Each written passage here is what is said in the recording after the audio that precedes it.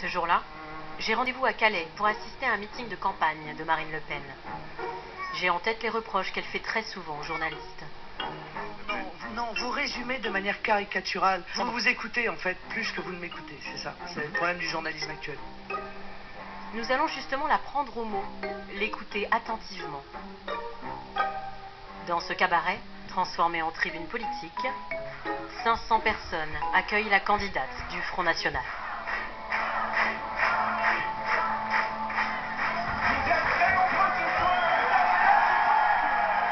Mes chers compatriotes, je dis bien mes chers compatriotes, car nos élites de l'LPS ont la fâcheuse tendance à vous exclure de la communauté nationale.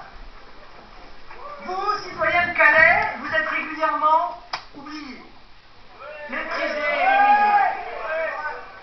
Très vite, Marine Le Pen parle d'immigration.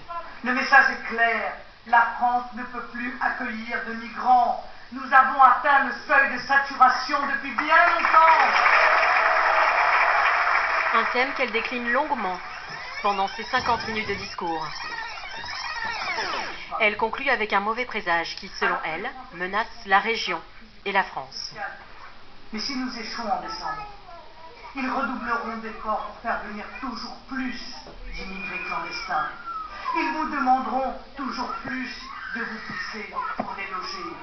Mes chers amis, le redressement national commence ici, à Calais. Les 6 et 13 décembre prochains, faites le choix d'une présidente courageuse et d'une région.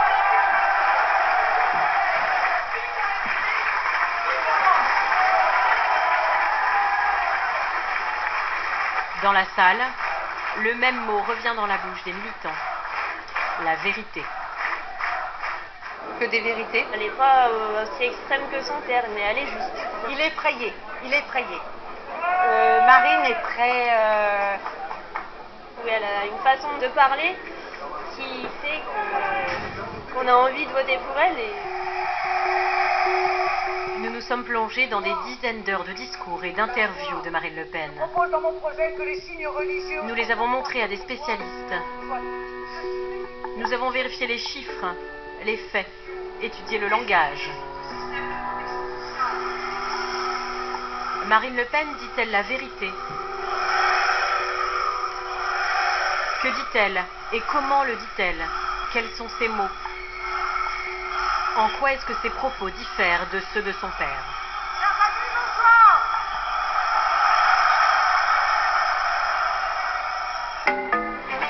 Vous recevez ce matin la présidente du Front National. Marine Le Pen, la présidente du Front National, est notre invitée ce matin. Bonjour à tous, bonjour Marine Le Pen. Depuis le début du mois de septembre, avec la crise des migrants, c'est dans l'air du temps. Marine Le Pen enchaîne les interventions médiatiques. Moi, ce que je vois surtout, c'est que nous sommes confrontés à une situation catastrophique, dramatique, et ça n'est que le début, car le réservoir est inépuisable. Ils vont arriver ici. Mais ils arrivent déjà, monsieur Brézé. Mais où? Sortez du 16e, Mais où? bon Mais sang. dites-nous. Ils arrivent déjà. Marine Le Pen dit-elle la vérité, pour reprendre l'expression des militants? Au-delà des images d'actualité frappantes, que disent les faits et les chiffres? Je suis allée pousser la porte de l'Office des Nations Unies chargé des réfugiés. Marine Le Pen dit-elle vrai ou faux? À partir du moment où on ne prend pas les mesures nécessaires, l'immigration ne va faire que s'aggraver. Aujourd'hui, on se retrouve, honnêtement, avec une véritable submersion migratoire. Enfin, On n'est pas envahi du tout au regard des chiffres. Aujourd'hui, nous sommes confrontés en Europe à un afflux léger en comparaison avec les pays qui sont voisins de la Syrie ou voisins de l'Irak, qui eux accueillent énormément de réfugiés. Plus de 4 millions de Syriens ont fui leur pays depuis 4 ans. Où sont-ils allés? 2,2 millions en Turquie, 1,2 million au Liban et 400 000 en Europe, soit moins de 10%. Aujourd'hui, les réfugiés représentent un tiers de la population du Liban. C'est comme si en 4 ans, la France avait accueilli 22 millions de réfugiés. Elle va accueillir 24 000 Syriens, soit moins de 0,04% de sa population. La plupart de tous les réfugiés syriens que j'ai rencontrés au Liban, en Jordanie, qui y sont maintenant depuis plus de 4 ans, ce qu'ils veulent avant tout, c'est rentrer chez eux. Et ce n'est pas le rêve d'aller en Europe. Au-delà des réfugiés, Marine Le Pen parle beaucoup d'immigration. Ça tombe bien, j'ai rendez-vous au musée de l'immigration à Paris. 2 chercheurs vont nous aider à y voir plus clair. Gringoire, donc, qui est un organe d'extrême droite, dès 1937, s'en prend aux réfugiés espagnols républicains. Les premiers réfugiés sont déjà représentés comme une foule infinie, puisqu'elle est encore là à l'horizon. Elle est menaçante, ils ont le poing levé, ils ont des mines patibulaires extrêmement inquiétantes. François Héran est démographe. Il travaille sur ces questions depuis 30 ans. Je veux vous redire une fois pour toutes qu'il est impossible d'assimiler une immigration aussi massive que celle que nous vivons depuis maintenant des décennies. 10 millions d'étrangers entrés dans notre pays en 30 ans. D'abord, ça n'est pas 10 millions, c'est à peu près 7 millions. 10 millions! Mais quel pays est capable d'assimiler cela? Si vous prenez tous nos voisins, l'Allemagne a absorbé 14 millions d'étrangers dans 30 ans, la Grande-Bretagne aux environs de 13, 14, l'Italie aux environs de 10, enfin tous les grands pays européens dont la population est comparable font un peu plus que nous. Notre pays connaît depuis le début du quinquennat de Nicolas Sarkozy, c'était il y a 8 ans, chaque année, 200 000 entrées légales par an sur son territoire. C'est vrai, c'est plus de 200 000 entrées permanentes par an en France. Jean-Christophe Dumont est économiste à l'OCDE. C'est un chiffre qui ne bouge pas, qui reste à ce niveau dramatiquement haut. Le chiffre est correct, mais elle donne l'impression que ce sont plus de 200 000 personnes qui s'installent définitivement chaque année en France. Ce n'est pas la réalité. Au bout d'un certain temps, environ un immigré sur 2 repart. L'immigration d'aujourd'hui est une immigration économique, dans un pays économiquement exsangue, qui grève nos comptes sociaux, pèse à la baisse sur nos salaires, déstabilise le marché de l'emploi. La réalité, au niveau macroéconomique, c'est que l'immigration n'a pas d'effet significatif sur les salaires et le chômage. On sous-entend que l'économie est un gâteau et qu'on a plus de convives, donc on va faire des plus petites parts pour partager entre tout le monde. Mais c'est pas comme ça que ça fonctionne l'économie. Parce que quand des gens contribuent au marché du travail, ils contribuent à faire augmenter la taille du gâteau. Si Marine Le Pen ne dit donc pas toujours la vérité, pourquoi son discours parle-t-il autant aux électeurs? Criez votre colère! Hurlez votre espérance! Et surtout, pourquoi ces mots à elle convainquent plus que ceux de son père? Bougez-vous!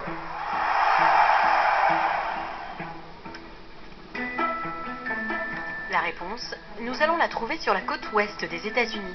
12 heures de vol, largement de quoi se replonger dans tous les discours de Marine Le Pen.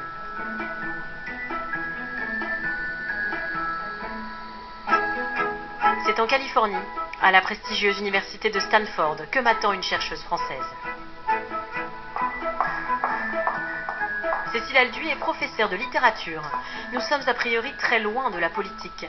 Et pourtant, il y a 2 ans, elle a décidé de s'intéresser à la rhétorique de Marine Le Pen, de la façon la plus scientifique possible. Là, ce sont tous les discours de Jean-Marie Le Pen dans la base de données, et on a un autre fichier pour Marine Le Pen. On a donc compilé 500 textes de Jean-Marie Le Pen, de Marine Le Pen, de 1987 à 2013. Et on essaie de voir c'est quoi les zones où ils se superposent, où ils disent la même chose avec les mêmes mots. Près d'1 million de mots passés au crible du logiciel. Et la surprise, il y a peu de superposition. En bleu, les expressions de Marine Le Pen. En rouge, celles de son père. Et donc là, la première chose, c'était grosse surprise quand même. Parce qu'il y a très peu de mots qui sont communs. Mais C'est pas de l'ordre de l'intuition. Ah ben non, c'est vraiment pas du tout mon intuition d'ailleurs au départ. Je pensais qu'il y aurait beaucoup plus de recoupements dans les expressions utilisées. Mais elle a son style, au sens vraiment littéraire du terme, son idiolecte, à elle. Et donc elle choisit ses propres expressions.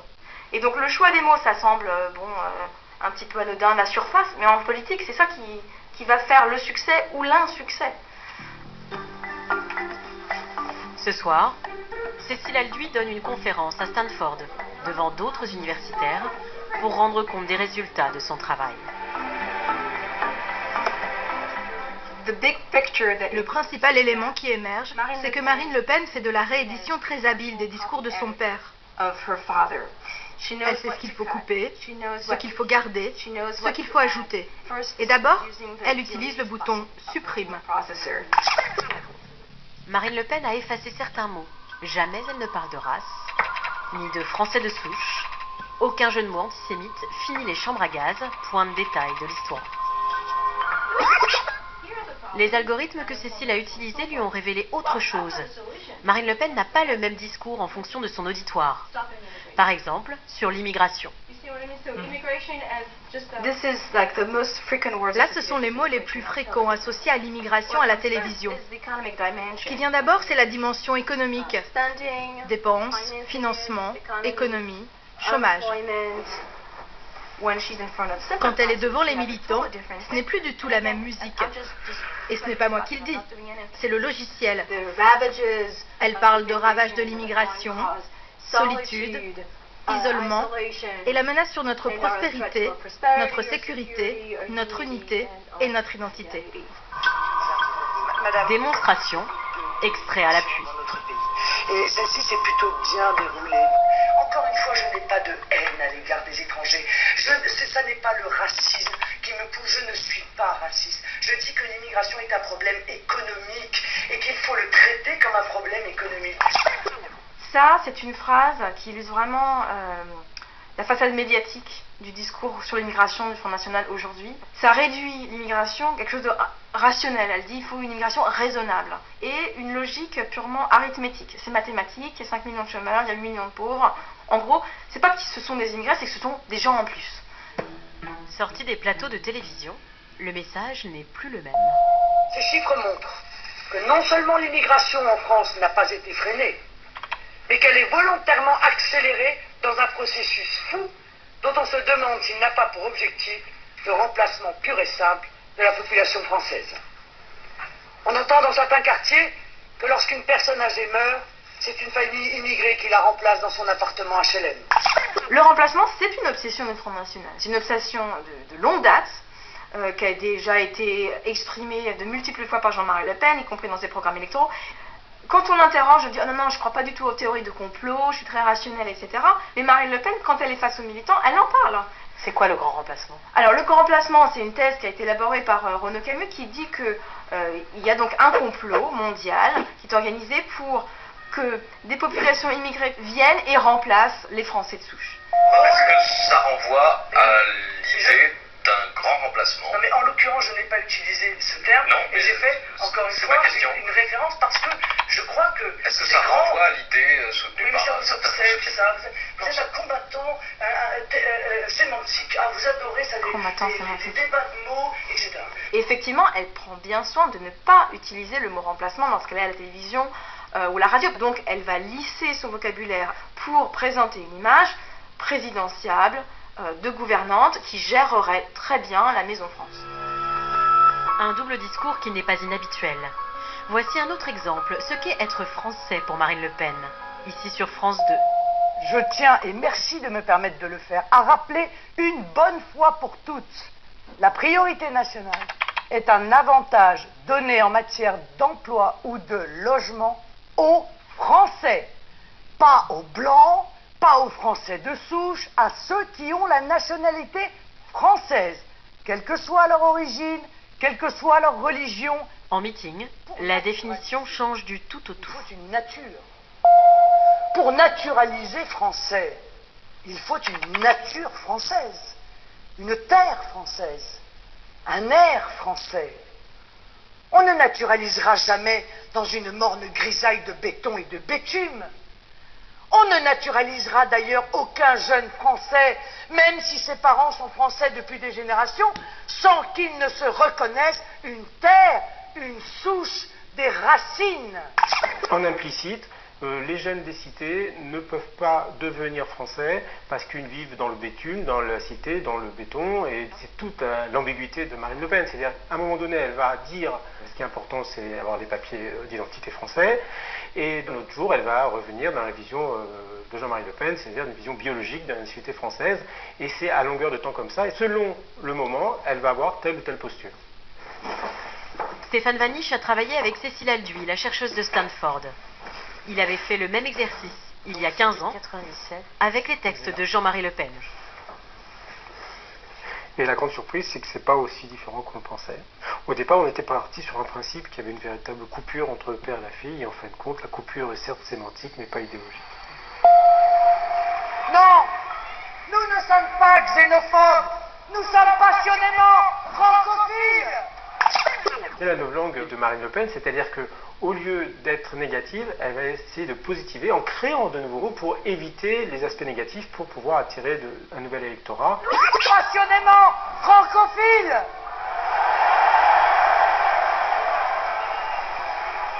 Nous ne voulons plus.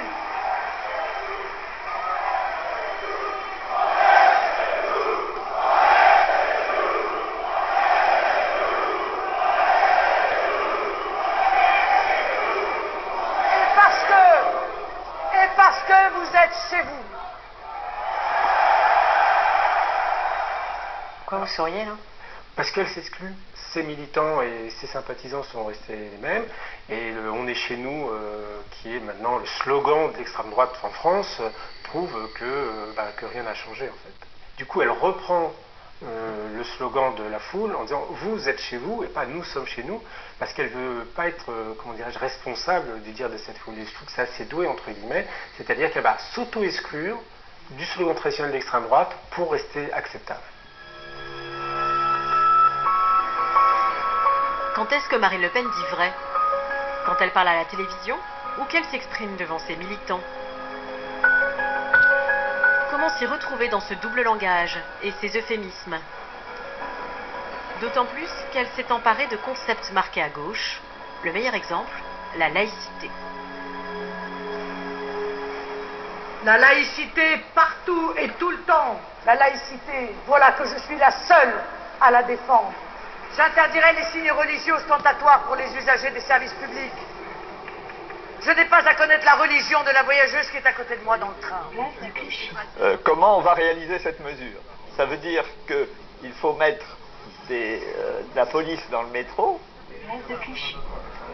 vouloir faire la chasse à une femme parce qu'elle a un foulard, et puis, encore une fois, ça veut dire aussi les hommes qui portent une kippa. Il n'y a aucune raison dans ce cas-là, et puis les gens qui ont des croix, les gens vont pas accepter, ils vont protester. De toute façon, quand ils vont voir, même ceux qui croient qu'ils sont d'accord, quand ils vont voir ce que ça signifie, ils vont protester. Pardon. Jean Bobéro est historien, le spécialiste de la laïcité en France. Interdire les signes religieux ostentatoires lui semble non seulement irréaliste, mais totalement contraire au principe même de la loi de 1905 qui définit la laïcité. Voilà. Elle change l'esprit de la loi. En 1905, il y a eu un débat sur le port de la soutane. Et Aristide Briand, le père de la loi de 1905, a dit que la séparation des églises et de l'État, c'était un régime de liberté, et qu'il n'était pas question d'interdire aux gens de se vêtir comme ils le voulaient. Elle a réussi vraiment son OPA, puisque c'est la première fois dans l'histoire de la laïcité française qu'un parti d'extrême droite peut s'emparer de ce thème de la laïcité et le mettre à sa sauce, je dirais. Ce qui inquiète Jean Bobéro, c'est la façon dont Marine Le Pen utilise la laïcité pour cibler la communauté musulmane. Je me bats pour préserver la laïcité parce que j'y tiens. Or aujourd'hui, je suis désolé de le dire, mais enfin, il n'y a pas de juifs qui combattent la laïcité, il n'y a pas de catholiques qui combattent la laïcité, ou ils sont si peu qu'on les a à peine vus. En revanche, il existe des groupements politico-religieux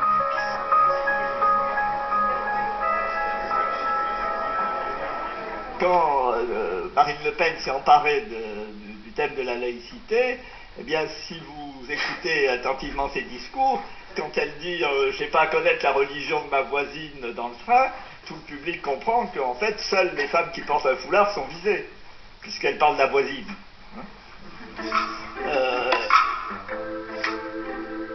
Laurent de Saint-Affrique n'est pas historien, ni chercheur. C'est l'ancien conseiller en communication de Jean-Marie Le Pen, exclu du parti en 1994. comment faire pour que lorsqu'il est question d'islam et d'islamisme, on ne soit pas automatiquement accusé de pratique ou de volonté discriminatoire. C'est très simple, il suffisait de capter le thème de la laïcité. Eh bien là, elle atteint tout de même des couches de la population qui jusqu'à présent pensaient racisme et qui maintenant voient liberté républicaine grâce à ce mot dont elle s'est emparée avec beaucoup d'efficacité. Laurin de Saint-Affrique croit pourtant déceler quelques grains de sable dans ce nouveau langage. Par exemple, lorsqu'elle compare les prières de rue à l'occupation.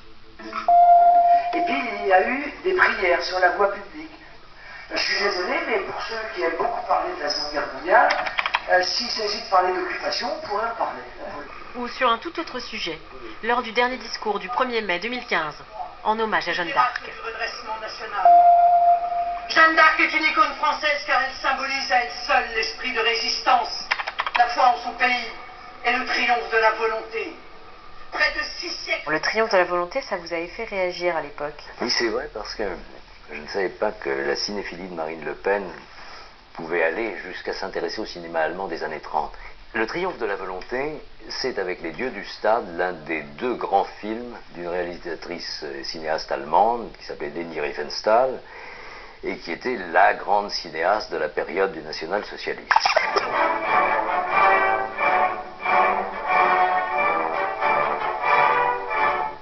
Et donc voir Marine Le Pen dans le même discours évoquer Jeanne d'Arc, le triomphe de la volonté, pour une oreille un petit peu attentive, ça a de quoi surprendre. Est-ce que ça ne peut pas être un hasard? Est-ce qu'on vous l'entendez souvent, l'expression triomphe de la volonté dans la vie courante? Moi, je ne sais pas, mais en tout cas, pour une responsable politique, députée européenne, imaginez si elle dit ça à des collègues allemands, eux, ils vont réagir. Bon, elle ne peut pas se permettre ce genre de choses. Il y voit dans les 2 cas des allusions volontaires, sorte de gages envoyés par Marine Le Pen à sa frange la plus radicale. Il y a eu aussi beaucoup de soutiens qui ne sont pas des soutiens chrétiens-démocrates, si je puis dire, voyez-vous. Et on sait quel part ils ont eu, y compris personnellement pour Marine Le Pen, dans son accession à la présidence du Front National. Et donc il faut quand même, de temps en temps, envoyer quelque chose de ce côté-là. Un peu tiré par les cheveux, peut-être. D'autant plus que dans ce contexte de brouille père-fille, Laurin de Saint-Affrique vient de se réconcilier avec Jean-Marie Le Pen. Ils retravaillent dorénavant ensemble.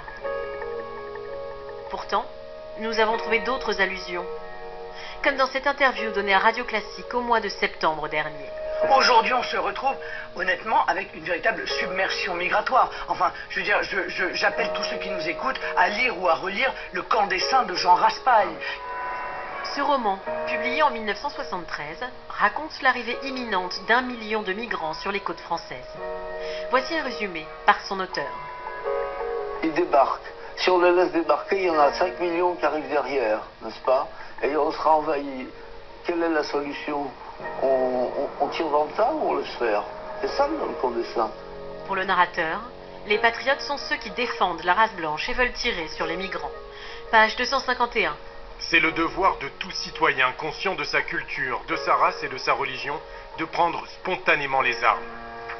C'est le fusil de chasse à la main que j'attendrai l'armée en haillons de l'Antéchrist. Page 51. Ils couvriront de caca votre terrasse, s'essuieront les mains aux livres de votre bibliothèque. Au moins 87 passages seraient aujourd'hui susceptibles de poursuites pour incitation à la haine raciale. Marine Le Pen n'hésite pourtant pas à mettre ce livre en évidence. Il était déjà présent à l'arrière-plan de cette interview diffusée dans le journal de 20h en avril 2013. Ça va faire plaisir à une certaine partie de son électorat qui peut-être se reconnaît dans ce livre. Donc c'est vraiment une sorte de clin d'œil à la base à peu de frais, puisque elle-même ne peut pas être condamnée, c'est pas elle qui a écrit ce bouquin, elle se dédouane de tout racialisme, et en même temps, elle promeut dans l'espace public, elle fait la pub d'un livre qui est profondément raciste. Langage à tiroir, allusion. L'idéologie d'extrême droite est moins visible, mais toujours présente. Qu'en est-il des programmes? Quelle différence entre le père et la fille? À San Francisco, nous retrouvons Cécile Elduy chez elle. La chercheuse a épluché, comparé les programmes de Jean-Marie Le Pen en 2002 et Marine Le Pen en 2012. Ça, c'est celui de 2002. Ça commence « Libérons la France ». La mémoire, le sacré. Et c'est vraiment comme un livre d'explication de la vision du monde de Jean-Marie Le Pen. Et ça, cette fois-ci, c'est le programme politique du Front National pour 2012. Et alors ça, c'est une mise en scène totalement différente. C'est aussi gros, hein, c'est les mêmes mesures, hein, qu'on regarde dans le détail, mais c'est par ordre alphabétique. C'est une sorte de menu, et on peut choisir selon notre centre d'intérêt. Donc, vous êtes agriculteur, vous allez regarder à A, agriculture. Mais vous n'allez pas voir justement qu'à politique familiale, il y a des mesures qui vont dans le sens de favoriser la natalité des Français nés de Français uniquement. Donc, cette idée d'un programme à la carte, ça dilue l'idéologie qui est derrière. Mais les fondamentaux sont les mêmes. Ceux qui financent le programme économique, même s'il a un petit peu changé, c'est la priorité nationale, qui est la mesure phare de Jean-Marie Le Pen. Parmi les mesures défendues par Marine Le Pen, quelques-unes ont attiré notre attention.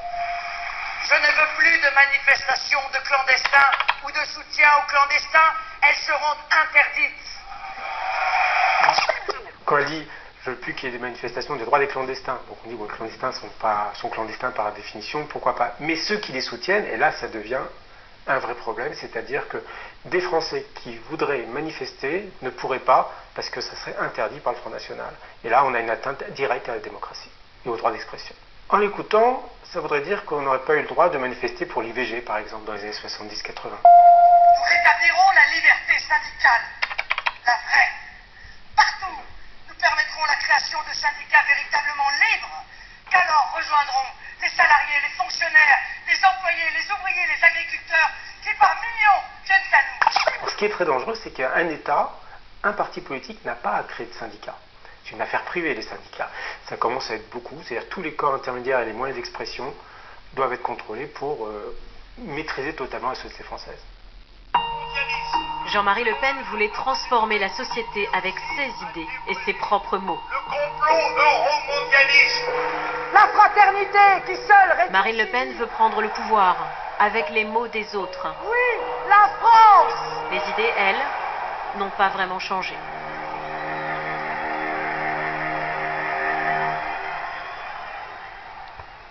Et cette rubrique